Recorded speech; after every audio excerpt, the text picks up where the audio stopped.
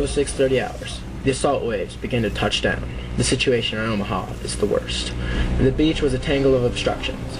Concrete cones, slanted poles, logs tilted seaward with mines lashed to their tips, and steel rails welded together at angles and so strongly set into the beach that their ends would stave into the bottom of landing craft. Unknown to the Americans, the highly disciplined 352nd Infantry Division manned many of those fortifications. The troops could hear the steady beat of enemy fire on the ramp as they approached the beach. Most landing craft grounded on the sandbar 50 to 100 yards out, and the men waded in. The water was whipped by automatic weapons fire as the men struggled through the neck-deep water. Some dove underwater and went over to the side to escape the fire of the machine gun. When they finally did reach the shore, they faced another 200 yards or more of open sand before reaching cover at the seawall. 06:38. Perhaps the worst area in Omaha was Dog Green, directly in front of strong points guarding the Veerville Draw, and under heavy flanking fire from emplacements to the west.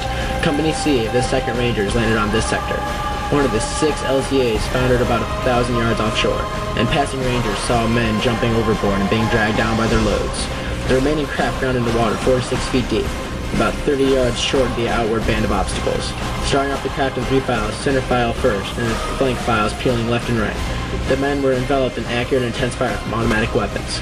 The troops attempted to dive underwater or dropped over the sides into surf over their heads. Mortar fire scored 4 direct hits on one LCA, which disintegrated.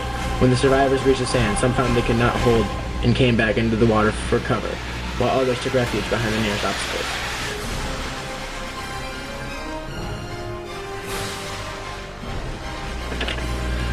While Omaha Beach suffered heavy fire from machine gun emplacements, the other beaches received significantly less German resistance.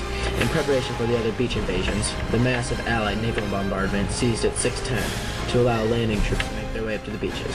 At 6:30, troops landed at Utah and Omaha Beach. Utah met only light resistance.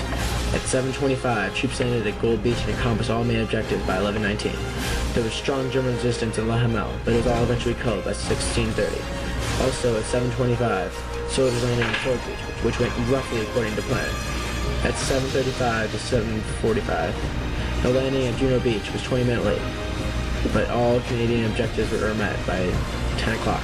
By afternoon, all the objectives at all the beaches were accomplished, and Allied forces held a new strong point against Germany. Boom,